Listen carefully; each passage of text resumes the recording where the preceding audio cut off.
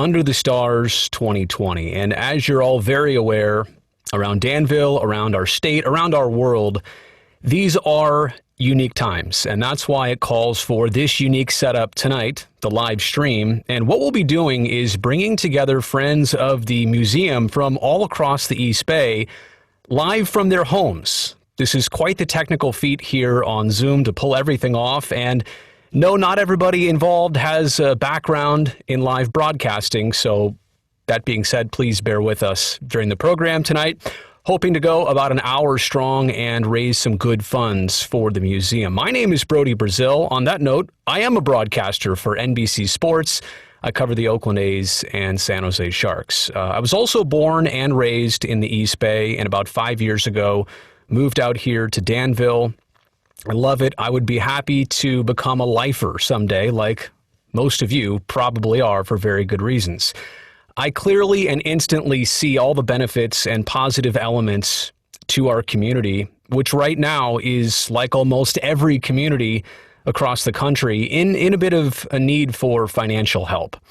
And that's why later tonight we'll be doing some fundraising for the museum with the silent auction that's already going on and will continue even after our program, but also instant donations here on Zoom directly. We'll tell you all how to do that later on in our show. But without further delay, it's my pleasure to introduce the executive director of the Museum of San Ramon Valley, Dan Dunn, and it's a pleasure to welcome him in. Like I said, we'll be going long and strong, and we'll be bringing in quite a few guests. I know Dan's going to tell us a little bit more about that as we go. So, hello, Dan.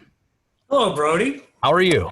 I'm good. I just have to say, I love the slideshow. There's a lot of happy third graders in those pictures, and a lot of happy adults as well. And so I'd like to welcome everyone, as you just did, to Back to School Under the Stars 2020. As Brody mentioned, my name is Dan Dunn, and I'm the Executive Director of the Museum of the San Ramon Valley.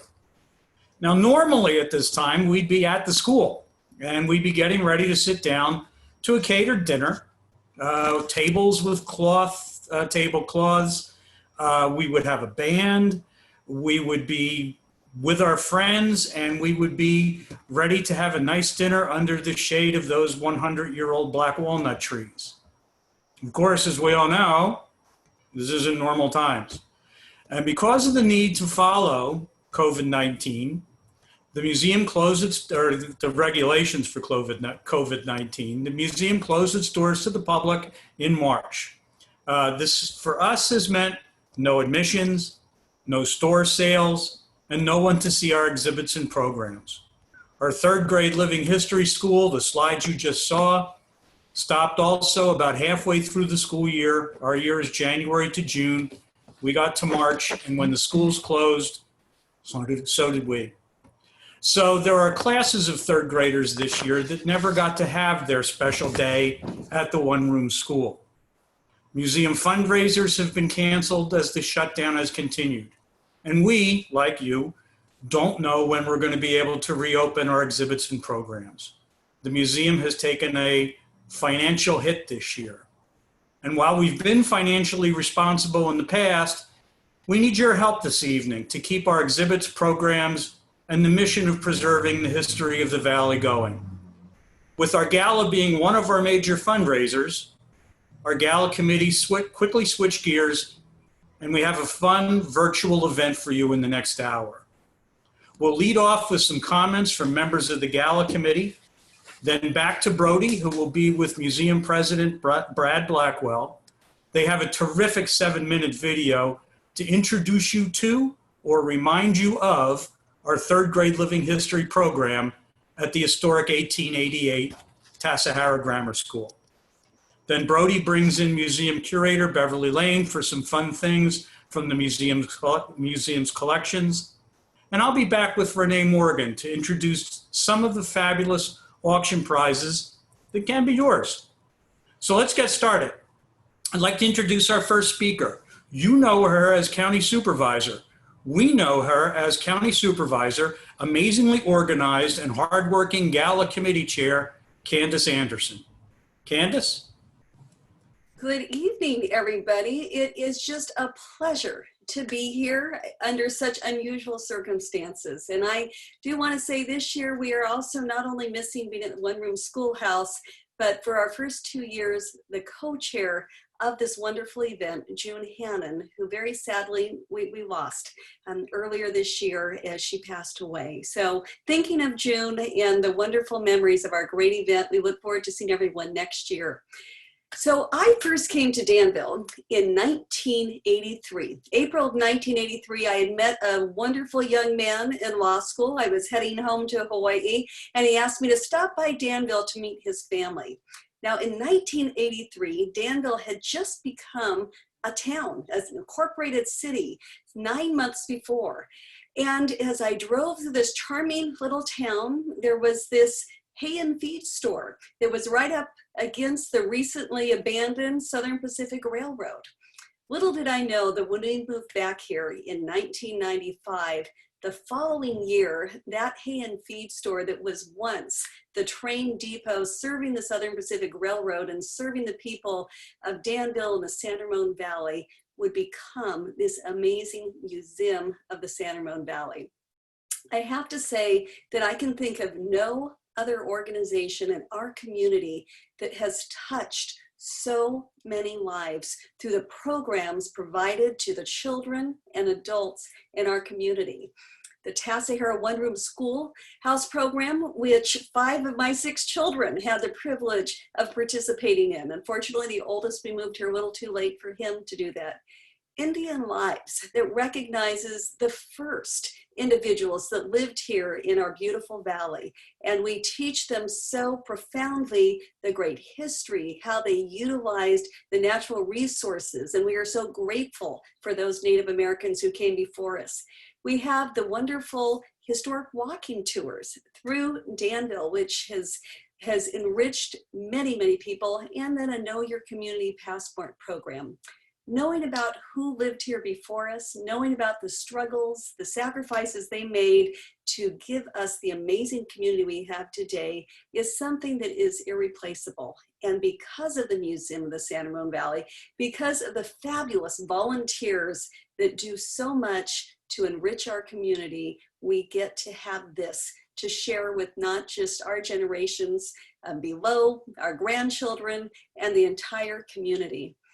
As a former mayor, council member, and now the county supervisor, the museum is the core of our downtown in Danville. It has truly, the community builds around it and this wonderful history we have to share.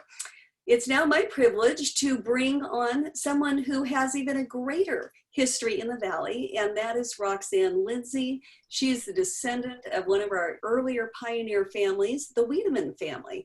And Roxanne can share with you a little bit more about what it is like to grow up in the San Ramon Valley and enjoy this beautiful place that we have. Thank you, Candace. When my family first came to San Ramon, settled in the 1860s, schools were rare. But before long, schools started coming along, being built, and among them was the Tassajara One Room School, which opened its doors to students in 1888. And remarkably, that school still welcomes students. Third graders learn about what life in school was like in 1888. I was proud to be a member of the San Ramon Valley Fire Board when we turned control of the schoolhouse over to the museum. But the school is not the only program at the museum. There's the Indian Life program for 4th graders, where they learn about the first people who came to the valley. There's the Passport, where 3rd graders and their families drive around the valley exploring for historic spots. And there's the tours of downtown Danville and Alamo, and the not to be missed Alamo Cemetery tour on Halloween. So these are all activities available through the Museum of the San Ramon Valley, and we very much need your generous support, and I thank you.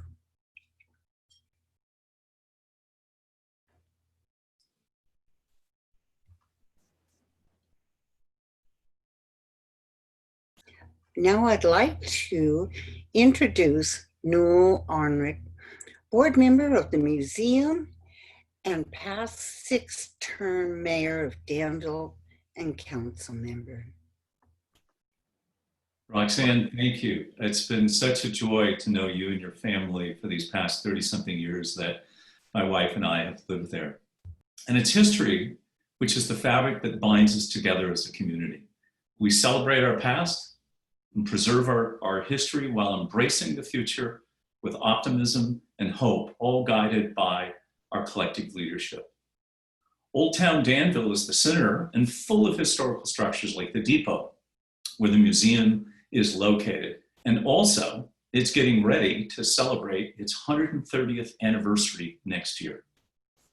We want to thank everybody that's here tonight and all of the volunteers that are not. You're seeing just a few of the board members and just a little snippet of those who help out, but there are literally hundreds of others. We want to thank you for your generous support, your continuing participation in celebrating our history. So now let's turn back to Brody to introduce our next presenter. Thank you. All right, Newell, appreciate that. And you've heard from some great guests already. It's time to get to another important part of our program, the actual fundraising, or should I say the bargain hunting, because our silent auction has a lot of good things that you can capitalize on. On that note, I'd like to bring in another person with similar credentials of Newell, maybe not as long, but a person who has been our town's mayor, a person who is currently on the town council, and that is Renee Morgan. Renee, I really appreciate you coming on here tonight and telling us a little bit about more about this silent auction. Brody, thank you so much for having me. And to everybody out there this evening, thank you so much for joining us this evening. I am ecstatic to be here this evening, even if it's just virtual. I wanted to take a moment to, first of all, let you know that I'm changing my background to the one-room schoolhouse because, as we mentioned before, there we go. I'm out at the one-room schoolhouse, and I hope all of you are as in spirit as well. The money that we would normally spend this evening for a gala ticket, a glass of wine or a glass of your favorite beverage, or even your meal this evening, can now go directly to the museum, and you can get some great items in return for that as well. So let me talk about that for a second. Let's talk about the auction. So here's something for everyone. We had the opportunity to put some really wonderful items together. We had some wonderful donors, and I wanted to give you kind of a little teaser this evening of some of the things that we have. We have everything from family game nights to family outings to gift certificates to your favorite places, delectable and very rare wines, I might say, hand-painted art. We have collector items, we have memorabilia. We also have experiences and cooking and shopping. The list goes on. So speaking of some collector items, those of you that are fans of the San Ramon Valley Fire Protection District or the San Ramon Police or also the Danville Police, you can also get some items contributed directly from them and get it while it's hot, no pun intended. Also, I'd like to let you know that if you like to play the lottery, some of us do, some of us don't, but even if you don't, you can spread this thick stack of scratch-off tickets. And in the words of Clint Eastwood, are you feeling lucky? Well, let's leave the rest of that sentence alone. I also wanted to mention that the Peasant and the Pear has gotten into the auction this year, and one of the things that they're doing is giving their secret recipe away for the signature pear teenies that they serve at Rodney Worth's Peasant and the Pear in Danville. Now that goes along with the package that you can get your hands on in also learning how to make it, as well as stocking your entire bar with all of the items that you need to have a successful bar. Now, some of you watch John Taffer on Bar Rescue. He will not be bothering you if you've got this cocktail basket because it has everything you possibly could need. So these are just a few teasers. I just want to let you know that this is truly a win-win for everybody. You know, you're going to be receiving some wonderful items, but 100% of those proceeds will go directly to support the museum programs. And your help with the museum, you will also be able to preserve historical collections, and also you're able to preserve the archives and continue to have students come out to the One Room Schoolhouse like you see behind me and experience that wonderful, wonderful opportunity to see what it's like to take a step back in time. So bid often, win big for yourself, win big for the museum, let the fun begin. We'll be talking some more auction stuff later in the program, so stay tuned. Back to you, Brody. All right, Renee, appreciate that. Earlier on, I said that we're not all live broadcast professionals, but you changed your background like on the fly without even stuttering, like you've been practicing that potentially. Very well done there. Thank you.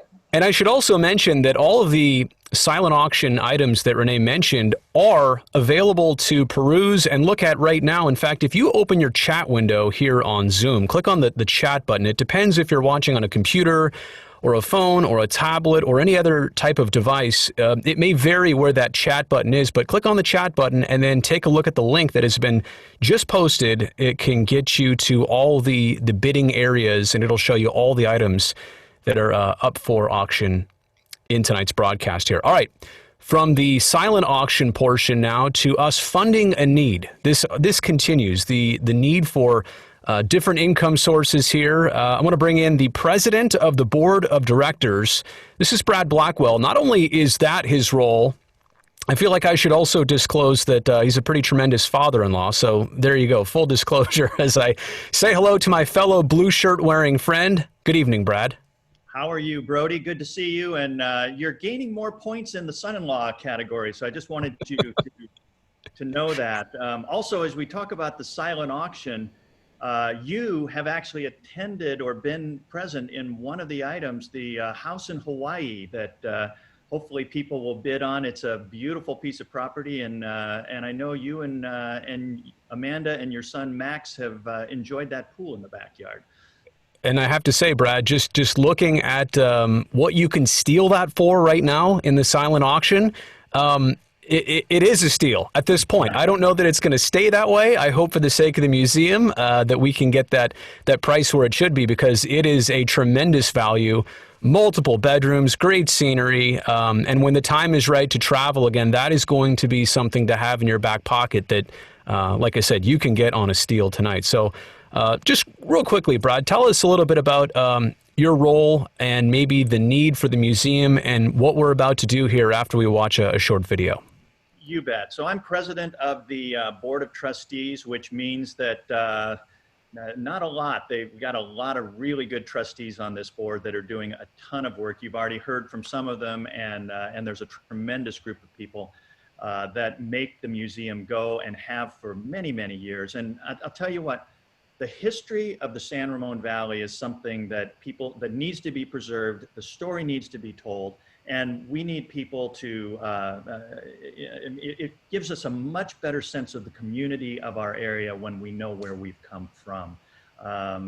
Candace said she came in 1983. We came a few years later. Lisa and I came here in 1986. And learning about the history through the activities at the museum have been spectacular. And I know we're going to show a video coming up of the One Room Schoolhouse. And I think that many people have had their kids or grandkids or both attend. I know my kids, all three of our daughters went to the One Room Schoolhouse program. And I was looking through some of the photos at the start. If you joined early, you saw the photos. There were quite a few pictures of kids from way back when, so I recognized them. It was good.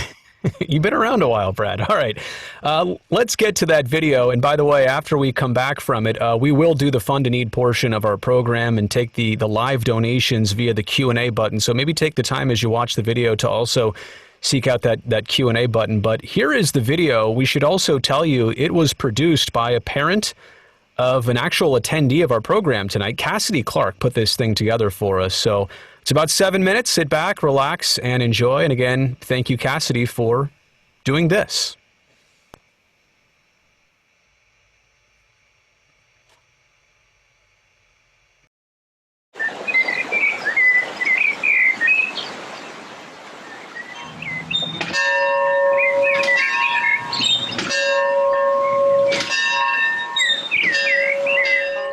Welcome to the Tassajara One Room School. I'm happy to share our program with you today. My name is Marilyn Holcomb, one of the many volunteer docents. The program has several volunteers who teach or assist and superintendents who open the facility and take care of all the house needs.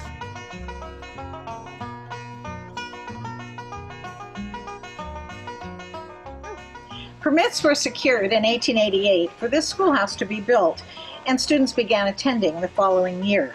The school served Valley students until 1946. Class sizes varied from 25 to 40 students depending upon the season and depending upon whether the children were needed to do some work at home. In the early years, men earned $43 a month approximately, and women, unmarried women, earned $38. Often teachers boarded with the families. Our Tassajara One Room School program is sponsored by the Museum of the San Ramon Valley. Mrs. Joan Kurtz designed and developed this program in 1996. 4 or 5 classes from Danville schools were invited to be the test classes to see if this program could be a positive experience for 3rd graders. Over these many years, Joan and her husband Don have been the mistress and master, welcoming countless children to this Tassajara school for their morning lessons. The result of their hard work is a living history experience for all 3rd grade students in the San Ramon Valley to learn from and enjoy. Joan and Don Kurtz are here today to get our morning started, and they will lead us in the flag salute. Joan, Don. Well, good morning, boys and girls. Master and Mrs. Kurtz are here today to help you with our flag salute. All right, standing straight and tall. Boys, our flat hats off on the floor because you'll be using your hands for the flag salute. Are you ready? I give my head, I give my heart, I give my hands to God and my country. One God, one country, one flag. Thank you. We give our hearts, we give our hands to God and our country. One God, one country, one flag. As the students enter the classroom, the girls sit on the right and the boys on the left. Classroom rules are shared and hands are checked for cleanliness. We know children have come from doing their chores at home, and cleanliness is a lesson to be learned. The morning begins with all standing for the reading of the Bible. It's fun to talk about the round-bottom fire bucket. Often if a farmer needed a bucket, he just took one from the firehouse. Someone got the bright idea to make the fire buckets with a round bottom. Farmers found this bucket useless on the farm and stopped stealing them. A few students are asked to read current events. Some examples: Marvin Stone has invented the drinking straw. We no longer need to search in the yard for a dry stalk to use with our lemonade. George Eastman has developed a new camera called Kodak. What a delight. We take our pictures, package the camera, and send it back east. In 3 to 4 weeks, our pictures are returned and the camera will be filled with new film. Morning lessons begin with the introduction of 5 words: truthfulness, honesty, punctuality, cleanliness, and kindness. Children are encouraged to use these words in their daily lives to help them have a happy life.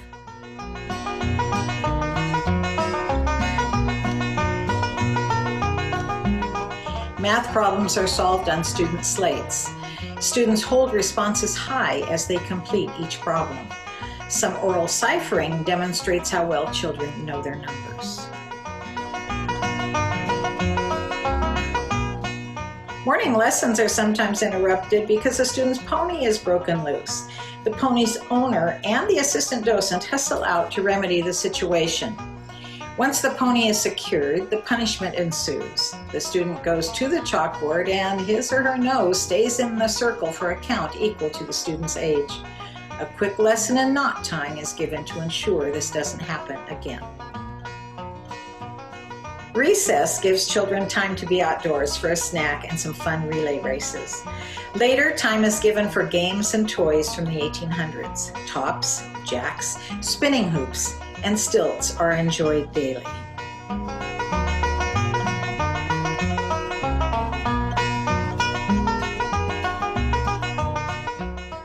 When in class again, students are given the opportunity to write with feather pens and ink, a favorite but sometimes messy activity.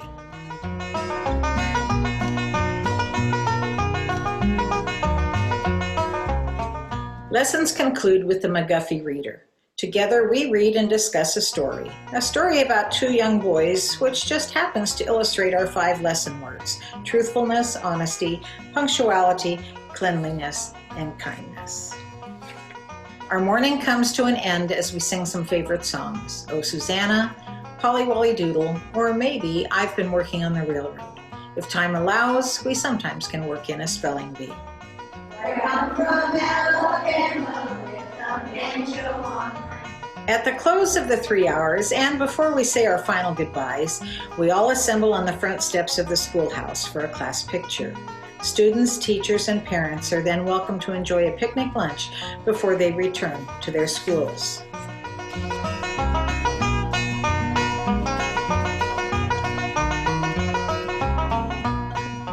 Over the years, countless students have written thank you notes regaling their experiences here at the Tassajara School. This Living History program continues to be a favorite with students, teachers, and parents of the San Ramon Valley.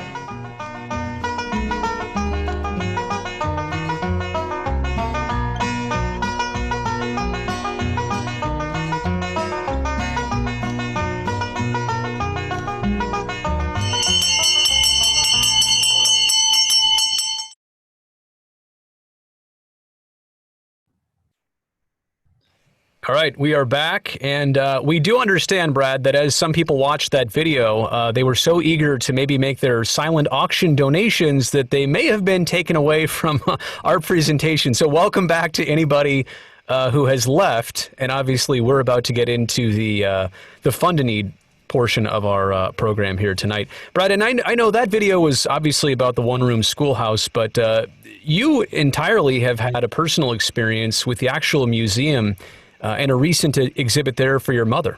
I have. A couple of years ago, maybe 2 or 3, maybe 4 years ago, but there was an exhibit about the Tule Lake Japanese internment camp, which, by the way, my mother was interned in for 4 years during World War II.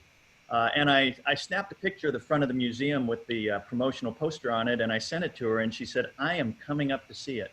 And we brought her up, and Dan Dunn gave her a personal tour. And it was incredible to see these emotions and the memories come flooding back as she went through that exhibit. And I think that's just an example. There are many other examples of how the museum touches people, not only in ways that educate them, but in ways that are emotional. There was another one exhibit a few years later, the Chinese involvement in building the Transcontinental Railroad, that had many people with Chinese ancestors that participated in the building of that railroad, meant a lot to them. So the museum does a lot for people. I'll give the details of how you can instantly fund our needs tonight, but Brad, just in terms of how much the museum can actually use these donations right away, as Dan mentioned earlier, having to shut down for multiple months doesn't mean that you can't not pay your expenses and not pay your bills as a museum. Right. The expenses continue. The need to protect the museum assets, which the collections that protect the history, the railroad depot, the one-room schoolhouse. Expenses for those things continue on regardless of the fact that we can't use them today. And the fact that all of you are here, there are many of you here, we can't thank you enough. And we're going to ask you for some money right now. It's purely voluntary. This was a free webinar. Normally you would have paid $150 to come out to the one-room schoolhouse and have a nice dinner. So maybe those are the types of funds you're willing to bring forward. Some people are willing to do more, but we're going to start at a high number, and then we're going to just come down. And when we get to a number that you feel you can afford and feel represents what the museum means to you, what you would do is go to that Q&A button down at the bottom. Take a look down at the bottom. It's on the right side. And if you just click it and type in, we'll know your name, but if you want to put your name on it, go ahead and type your name and the amount that you're willing to give. and just type it in once we get to a number that you feel comfortable with. Does that sound like that works, Brody? Yeah, and just to be clear, if people are wondering, will this kick me off because they went to the silent auction link? No, don't worry about it. It's going to keep you right here. And if you're also wondering, hey, how do I, make a payment? How do we work all that out? Don't worry about that yet. All you're doing is putting your name and the amount that you're committing to tonight. Will settle the actual contribution at a later point. So we want to make this just as easy as possible. Again, it's that Q&A button, as Brad mentioned, right on your screen. It might be in a different place depending on if you're watching on a computer tonight or a phone or a tablet, but the Q&A button, again, your name and the contribution. And also this, Brad, maybe to motivate some people right now, I think we're matching donations up to a certain point. We are, and we are matching donations. The board of directors got together and said, we want to double people's impact for the museum. So the board is willing to match dollar for dollar anything that you give up to $5,000 total. And so if all of you watching can get us to $5,000, that means the museum gets $10,000. If you can bring us more, we will be thrilled, and the museum can use it. There is a very big hole in the finances of the museum this year because of all of the events that we can't hold. So anything you can give, we will appreciate. And I think we should dive in. What do you think, Brody? I'm ready for it, Brad. I already see Heather has beat everybody to the punch by offering up the first donation. But why don't you go ahead and set the high bar mark, Brad? Like we said, we're going to set it high, and we'll bring it down. We'll find a range that everybody feels comfortable with. Where should we begin here tonight? I think we should start to see how generous our patrons are. Let's start with $1,000. Who is willing to bring $1,000 to the museum? And I'll just leave it there for a second. While we're doing this, while we're waiting for people to log in, I do want you to, Brody, you've come to the museum many times with your now 2.5, almost 3-year-old son, Max. That he has a favorite exhibit. Something about the trains, Brad, and not just during seasonal parts of the year. Like he would like to see that just be a year-round thing. And not to mention even the train car that's outside the museum, which happens to be a restroom. Many people don't actually know what's inside there, but how cool is that? That it's just right there. Just, you know what, Brad, the location of the building, and I think not to mention all the exhibits over the years, but this is such a valuable piece of the community, and it's positioned so well, and I think that's what we want to help tonight, keep it at that point. And you asked for $1,000. Mary and Mike Franzen have offered up our first $1,000 donation tonight, so thank you to them. That is outstanding. Thank you so much, Mary and Mike. Mary was all caps and Mike was little caps, so I think it's Mary Franzen. But thank you guys. That's really, really generous to bring $1,000. Mary's also on is the treasurer of the museum, so I think she's fully aware of the financial situation and what we need to raise today. So I think that's probably it from what I'm seeing on $1,000. Although if you decide later that that's something that you want to give, feel free to step in, and the museum, I know Dan would be appreciative of that. But why don't we move down to the $500 level, Brody, and we'll see who is willing to fund $500 in our fund a need. And looks like we've already got one fast trigger finger pumping in right away. Yeah, Newell, who was with us earlier, and his wife have donated $500 in honor of Danville Mayor Karen Stepper. So that is very much appreciated, and also very cool considering that it is in the name of somebody they admire. Yes, it is. And for those of you that have seen Janice around town, I know that everybody thinks Newell's always the mayor. But Janice is just as visible around town, and great to have that. So thank you both for $500. And we'll see, is there any other $500 donations that you're willing to bring? We'll keep our eyes and ears out, and like we said, if not, we'll move it down into different price ranges as we go. But before we go, we've got 2 more. So there you go. Here, David Bering. Many know Bering in the Auto Museum up in Blackhawk. but David Bering has contributed $500. Looks like there's another one as well.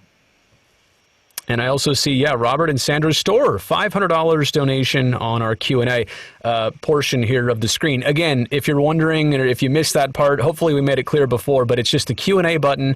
All you have to do is click on it, as you're seeing other people do, first and last name and the amount, and we'll settle the donation at a later point. But all you're doing is just committing to the certain amount here.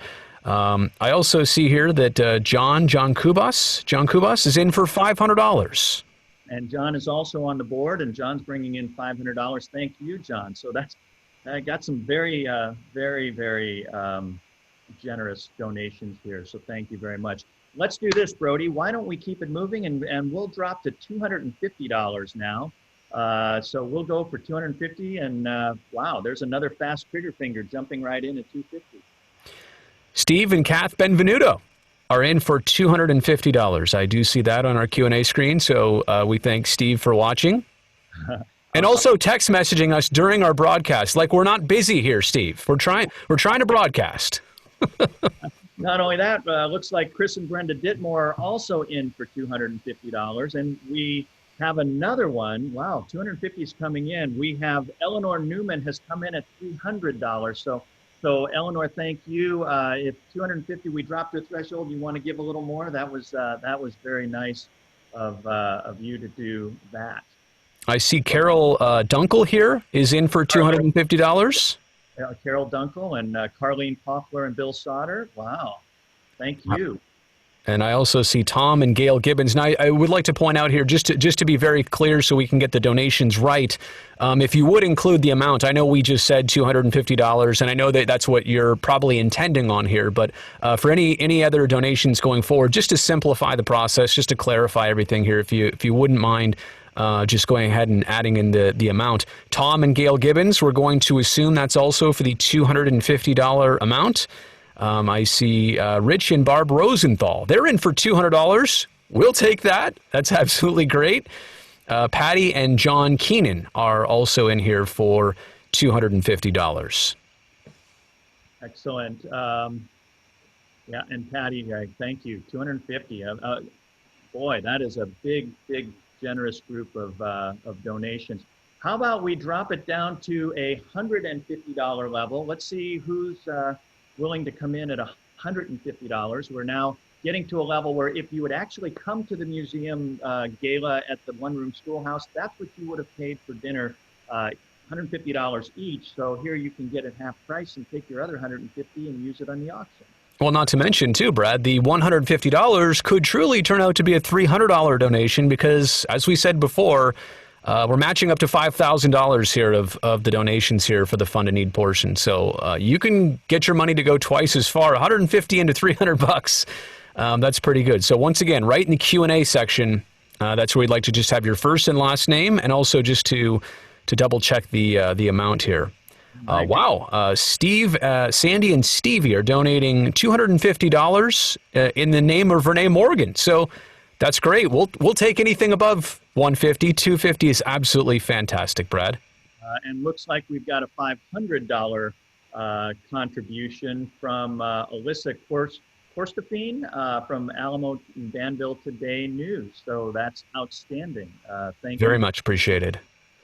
Missy Davis, I see, is in for $150. And again, that's the level we're at right now, Brad. And as you were mentioning before, that was the program entry fee for years prior, which was a different setup. But if you just wanted to attend and have that feel-good part of it be your donation, that's kind of the level we're at right now here, $150. Thank you, Missy. So we'll keep our eyes peeled for a couple more of those. Why don't we drop it to $100 and see who's ready to bring $100 for the museum? Which turns into $200. Yep, so we'll give that a second. And like we said before, also want to remind you, this is the easiest way to make the straight donation to get the money matched. But also, potentially after our program now seems like the best time because Renee's going to jump back on and tell you when the silent auction closes. It's going to keep going after our program ends here tonight. So after that, if you're interested in donating the other way, and getting a silent auction item, you can do that. The link may take you, in fact, out of this Zoom broadcast. Robert here, Robert Sada, I hope I'm saying that right, the last name, $50 in memory of June Hannon. So that is very much appreciated, Robert. Joyce Gunn, Brad, is in for $100. Oh, excellent. Thank you, Joyce. Karen Stepper gave $50 at 3 o'clock, and she says she's ready to do 200 more for the match. So that's thank great, you, Karen, and we're glad to have you here, Mayor. It's good to see you on the meeting here. That's called a flex, Brad. When you make the donation at 3 o'clock, several hours before the program even starts, you're very much the first, and we very much appreciate that. Carolyn is in for a $100 donation. Looks like Robert here is in for a $50 donation in memory of Ralph Cozine. Yeah. Cozine, I hope I'm saying that right. Ken Whittam and Ken and Judy Whittam in honor of Dan and Joan Kurtz. Don and Joan Kurtz, they are the One Room Schoolhouse program founders, and it warmed my heart to see them there. Our daughter Katie, who went to the program in 3rd grade, also is a teacher now at 3rd graders, and she brings her students to the One Room Schoolhouse, and it's still Don and Joan Kurtz that are doing it. I think they're retiring this year, but it's been amazing to see those two. So thank you, Ken and Judy, for the donation in their name. Looks like Robert Hahn is also in for $100 of a donation. Again, turns into $200, which is great for everybody. Arnold here, Jan and Arnold Habiger. I hope I'm saying that right. As a broadcaster, it's always guessing, Brad, if you're saying it right, unless you actually know the person. So I hope that's right. $100 donation. We really do appreciate that. And again, Robert has been active donating in a lot of different names. I was going to say, I keep seeing the name Robert pop up here, Robert Sada, and I'm wondering, no, wait, that's not the same one, because he's donating in different places for Don and Joan Kurtz. So $50 in honor of them. Again, we appreciate that. Roxanne Lindsay is in for $250, also in honor of Don and Joan. They're getting a lot of love here tonight, Brad. And Roxanne, also a member of the board, and you saw her earlier talk about some of her memories of the San Ramon Valley and the history here. Sonia Borlandelli in honor of Carol Borlandelli. Back to the $500 mark, Brad. So we are absolutely excited about that. Thank you so much. All right, why don't we move down to $50 and see if anybody's ready to bring $50 for the museum. And we'll take any number. Heather Nuance, I think, has brought $25, and thank you, Heather. You are the very first one to donate, and we want to make sure we give you a break the ice applause for yeah. Yeah, we're like we said, we started at the top, very successful there, and $50 is where we're at right now. So we'll keep our eyes and ears on that. Anything else, Brad, that you can tell us about what specifically the museum will do with all these funds and in crazy times like this? Crazy times. Well, these buildings, as you know, are very old.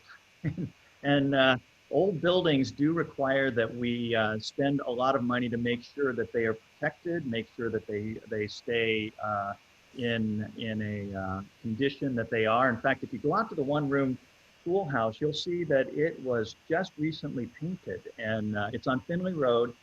Just take a left off Camino Ramon onto Finley Road, and you'll find the One Room Schoolhouse, and it's beautifully painted right now. So that was an anonymous donation, but there are other things that need to be done. And then, of course, all the programming, all the people that we are looking to, that we employ, we need to make sure that we take care of all of those expenses. And it looks like we have another $100 donation, Brody. Yeah, Marilyn Holcomb, $100 in honor of Don and Joan Kurtz. We really appreciate that. Bob and Roseanne Fisore, $100 there. And $50 from Vivienne Wong. Vivienne, we really appreciate that. So all of this going to great causes, important things that absolutely need to happen. And right now, during trying times of not being able to have people visit the museum or utilize the One Room schoolhouse. Every dollar counts even more right now. Susan Becker, Sue and Bill Becker would like to donate $50 in honor of Joan and Dawn. Another one here from Patricia Dobin. Oh, and this one has a $50, Brad, but it's got an extra zero on it, so we're back up to $500. Thank you, Bob and Patty. We appreciate that so much. In honor of June Hannon, so Bob and Patty really do appreciate that. And Sonia was donating in honor of Carlo Borlandelli, a very long-time volunteer at the museum. So thank you for that, Sonia, just to make sure that we have that clarification. All right, we have to wrap this up, but we're going to give you one more opportunity. Now, for those of you that haven't seen Brody on the pre- and post-game shows for the Oakland A's and the pre-, post-game, and intermission periods for the San Jose Sharks, here's your last opportunity for $25 or $50 or more to get your name announced by an NBC sports personality. So do we have any final ones before we end this section and move on? I'll give it the real TV voice treatment, Brad. I'll really sell it if they give the donation right now. You know, put some echo behind it. Wow. Yeah, that's impressive, you know. Maybe I just need a mic like that to sound like you. I don't know. That's all it is. Yeah, that's all it is. A little home studio is the only difference between all of us here tonight. So, all right. Well, I think it's time to wrap it up, Brody. Fantastic. We cannot thank you enough. That was a very successful opportunity to raise the museum, and for all of you that are here attending today. Thank you so much. Brad, have a good evening. I have a feeling I will see you very soon. I'll see you soon, bro. All right. Let's now jump to our next guest, and she's been waiting here the entire time. It's Beverly Lane. She is vice president of the board of directors, but if you are familiar with her work or the name, you know that for a very long time she's been documenting the history of San Ramon Valley and Danville specifically. So I want to say hello. I see that Beverly is with us. Good evening, Beverly. Well, good evening. I've really been enjoying the program here, and having people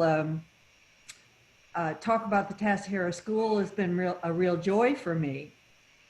The museum is closed, but we have been having some outdoor museum exhibits during Farmers Market, which has been really enjoyable for people. So tonight, what Brody and I are going to do is talk about some of the photographs that we've put together out of the museum's collections. And we have about 4,000 photographs. And these are ones that we've plucked out because they have particular cool stories.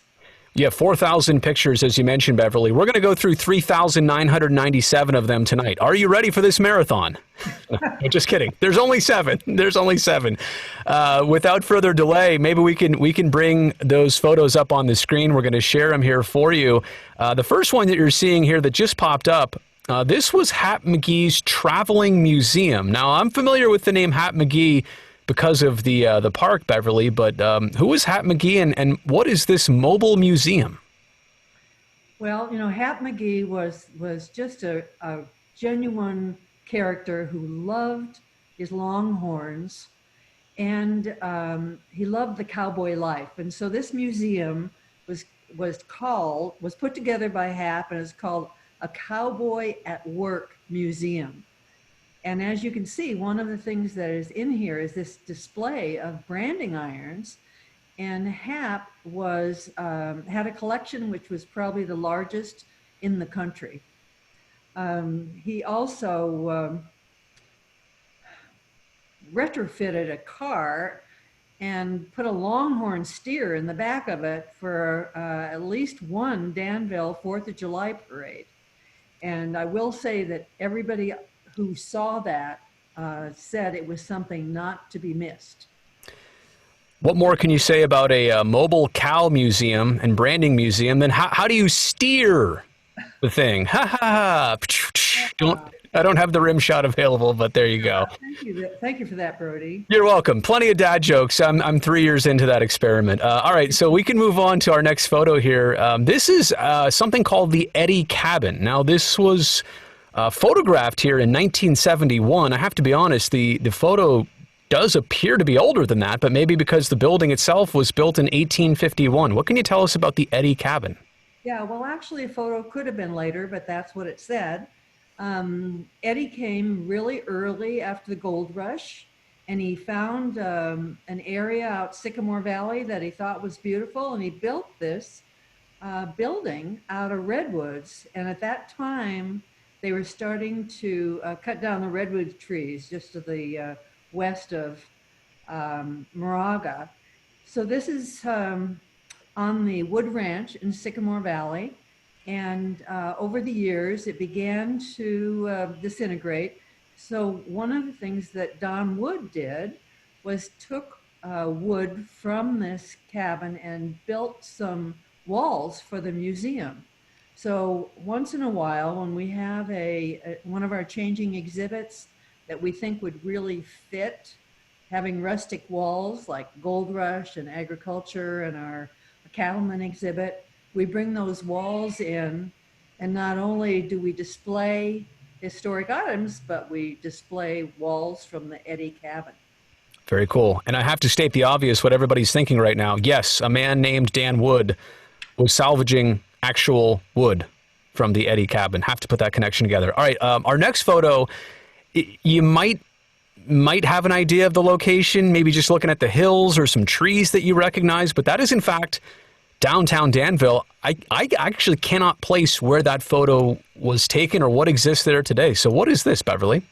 Yeah, well, this is a really unusual photograph, and actually we received it at the museum from Don Wood, and he thought it was interesting, and I thought it was fascinating.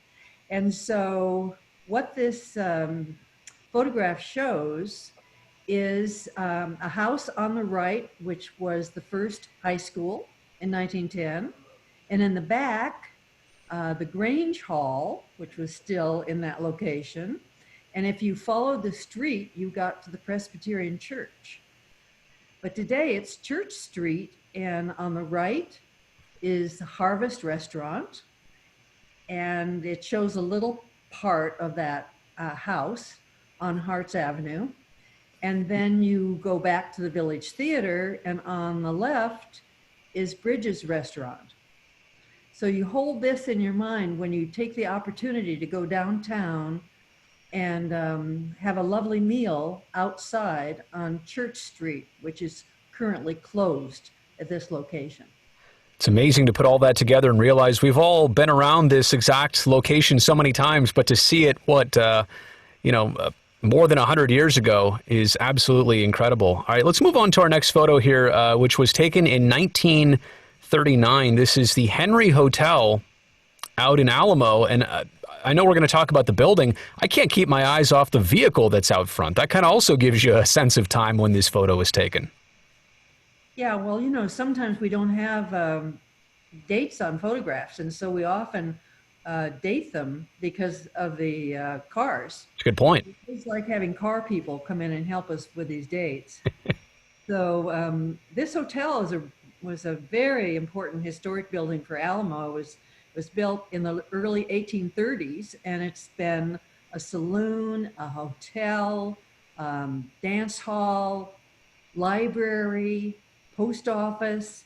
And if you look closely to this sign, at that point it was Alamo Pottery.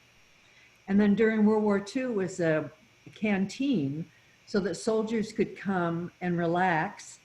And shortly after World War II, in the early 50s, when it was almost 100, Highway 21 was bumper to bumper, and they needed gas stations.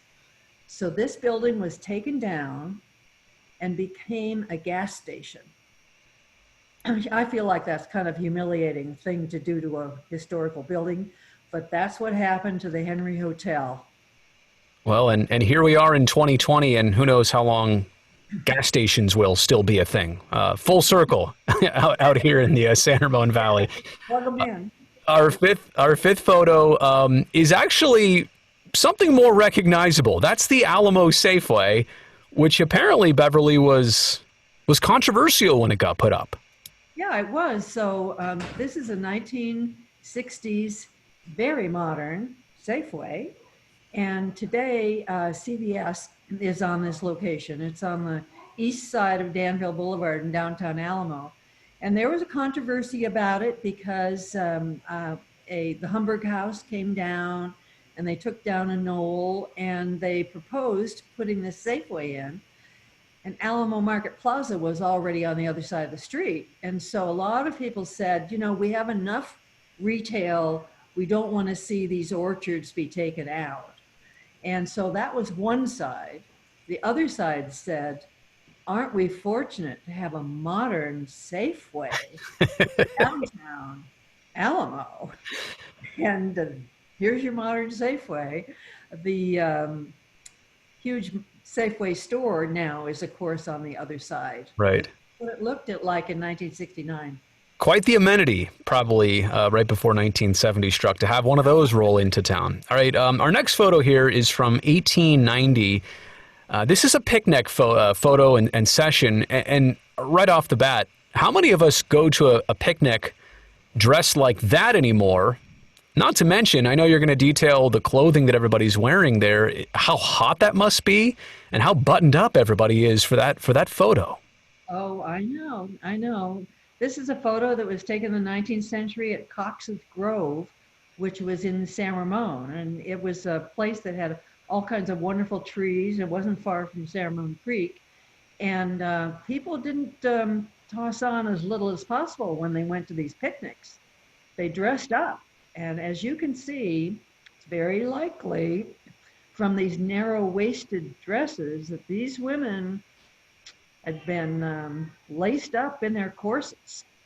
And they didn't come out in just their everyday clothes, because here was a chance for a group of Grange members to come to a picnic and get away from the isolation of just living, you know, on their ranch or farm, and have their photograph taken. But they do look warm. Hopefully that was taken in the early spring or the late fall, because we know how summers get out here in the San Ramon Valley, and can't even imagine that would be enjoyable. Maybe they took the photo first and then they changed their clothes or whatever. Last but certainly not least, in fact, I think this is one of the most interesting photos we're going to show here. You'll quickly recognize that is the Mona Lisa. And you may actually also recognize the geography of that hill, because a lot of us drive right past that on Interstate 680. The topography has not changed. But this was from the spring of 1979. And Beverly, when I first saw this, well, I'll admit it was before I was born, I said, oh, they must have mowed that photo or that artwork into the hill, but they didn't actually mow it. How did they do this? Yeah, well, this was a plan for artist Will Ashford, and he talked the McGees into taking their cattle off this hill so that he could create this picture on the hill. So what he did was he went out and he drew the picture, and then he enlisted some of his stronger friends and gave them fertilizer, took them up there, and they put fertilizer out to represent the Mona Lisa. That was in the fall of 78, and then in the spring of 79, up comes this image of Mona Lisa. So you could see it by driving south on I-680. And any of us who have lived here since that time, you say Mona Lisa on the hill and people remember it. One very funny story has Will talking to some highway patrol officers at the Alamo Cafe and saying, so have you noticed the Mona Lisa? And he thought they might say something negative because, you know, people did pull over to look at this picture. And they said, oh, yes, it's great. So what we do when there's an incident is we say north and south of the Mona Lisa. And then Will told them that he had created Mona Lisa on the hill. Yeah, that's incredible. It became a geo-reference, and this is called a geoglyph. I never even knew something like this existed. And More impressive because this was done before the days of drones and better aerial photography. So to be able to create this and have it be as perfect as it was there on the hill. By the way, I-680 and Stone Valley Road, you can recognize that exit there that a lot of us take off and get on. But the next time you drive by that hill, that is the Mona Lisa Hill. So Beverly, really want to thank you for all your work, not just tonight here in helping us see these, but over all the years, you've been a tremendous asset in documenting the history. So thank you so much, and have a great evening. Thank you, Brody. All right, appreciate that. All right, we are about to start wrapping things up here. In fact, I'm going to sign off for the final time here in just a second, as I will hand it over to Renee Morgan and Dan Dunn. They're going to help us close this thing out, also with a look at updates from the silent auction, which, again, we found out via trial here tonight that if you went to that chat window and you clicked on the link, it may have taken some people away from our presentation. So I know you guys will be happy to get people to go back there as soon as we're over in just a couple minutes here. So I'll hand it to you guys, Dan and Renee. Thank you so much, Brody. Dan, how are you doing tonight? Great. Thanks, Renee. Thanks, Brody. I wonder if Da Vinci ever thought that Mona Lisa would wind up on a hillside in Northern California. Renee Morgan, for those of you who don't know, for the last 3 galas now, Renee has been in charge of the auction. And I can say that every year we say, you know, Renee, you could probably use some more help. And every year she graciously says no. So I am very happy to have Renee here tonight. And Renee, you've done too good a job. Everything I've been bidding on, I get outbid. Well, that's the main reason, right, Dan? I mean, the thing is we've got some great items, and you can't do it alone. We have some great donors. People, even in this time, people are giving back, and they're giving for a great cause because it's for the museum. So, I mean, I can honestly say that every year we have somebody that by the name of Donna that donates doggy baskets, and I happen to have 3. That saying that says, dogs are like potato chips. You can't have just one. And that's definitely me. So we've got some great baskets going on tonight. I mean, we have everything from that to you name it. I mean, you could have, well, let's put it this way. Diamonds are a girl's best friend, Dan. I've heard that. Yeah, you have. So I bet your wife would believe that too. And I'll tell you something. We have from B. Allen Jewelers, we have a diamond initial necklace for your wife. It's a $900 value. Now we could convince her to put a D on there instead of her initial, because she might do that. But I'll tell you, it's at a steal right now. What do you think of that, Dan? Well, actually, she has been sitting in front of me since she's my teleprompter this evening. And I think that if I'm going to be getting any more verbal cues or sight cues from here on, I may have to do that. Well, the other thing is with something like that, you might need a new security system. And one of the things that we have as well is a great a ring system that is the floodlight cam. And it actually has a Chime Pro along with it. Now that system sells for over $200. It also comes with a $50 gift certificate for Home Depot. So you can add things to it along with some spy novels and a spy game for the kids to keep them busy while you're installing it. That right now is at a great price. I can't tell you enough about all the wonderful wines that we've been given. I mean, I am so, sheltering in place, wine a little, wine a lot, it's one of those things. But I'll tell you, we have some rare 100-point cabs from Hall. You can't even get these on auction, Dan, and $685 value. Go on and check out the price right now because that's a definite steal. We also have some great magnums from Silver Oak and Camus, my favorite, and great prices right now as well. The other thing is most of us didn't get a chance to celebrate Cinco de Mayo this year. We have a great fiesta basket along with Luna Loca and some great top shelf margaritas to go along with it. We've got so many wonderful items. I mean, Applebee's, think about that. Applebee's, how many of us in the last few months have had the opportunity to get our carpets cleaned or our upholstery cleaned or whatever? They're giving us a $300 gift. $200 of that goes to cleaning, and the other $100 of that is for products alone that you can have. That's a $300 value. I'm not going to tell you what it's going for right now because you're going to have to go to the auction site yourself to check it out, but that's a steal. We've got some great items that are like designer items. One's called Fish on a Platter, and that right there is an aluminum pewter-like leaf. It's beautiful. It's a vintage leaf that comes along with it. It's from Bruce Fox, who is the designer of that, a very rare plate to get. It also comes along with a silver art server that comes with it from Gottinger. Great item, and it's $160 value. Not going to tell you what that's going for. You're going to have to check as well, but I'll tell you what, it's a steal right now. There are so many things. You know, you mentioned June Hannon before. We also have a tribute basket to June Hannon and Ken Baring. David Baring was so kind to donate as well. His father, we have a tribute basket to Ken Baring this evening. Wonderful items in there as well. We've got his favorite wine, his favorite champagne, the book. The book is signed by Ken Baring himself. And as you know, we lost Ken Baring recently as well. And we also have with that is a one-year membership that goes to the Black Hawk Museum with all the wonderful exhibits that they have this year, including the cars, into China. If you haven't seen that, that's something to see. So as soon as these museums open back up again, you'll be able to utilize that. The list goes on, Dan. You just need to get on there. There's too many things to even talk about. Okay. Any surprises there, Renee, for this year?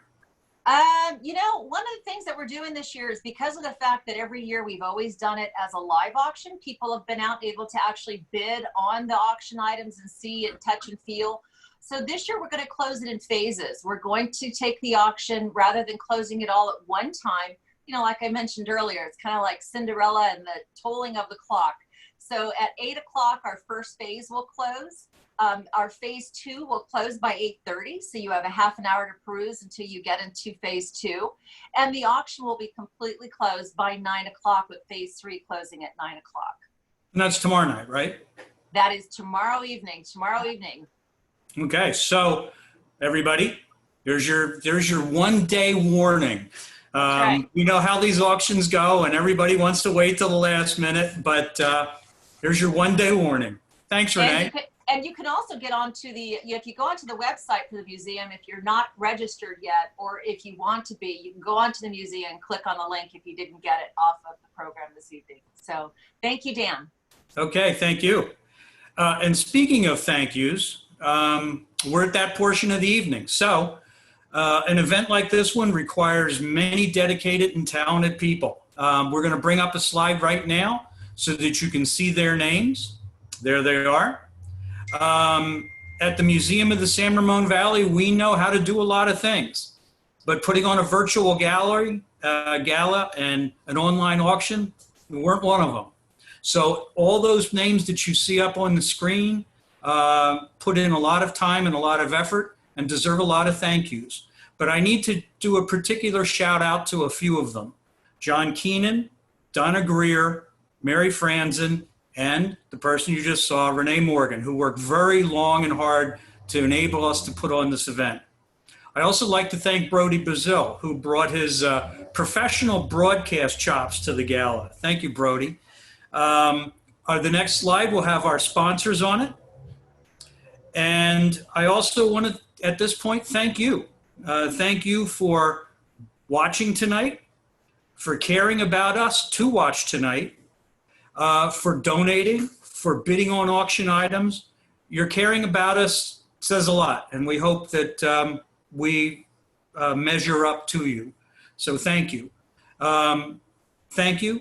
Take care. Stay safe. Wear your mask. Wash your hands. And come back and see us when we can reopen. And at the school next July for Back to School Under the Stars 2021. Good night.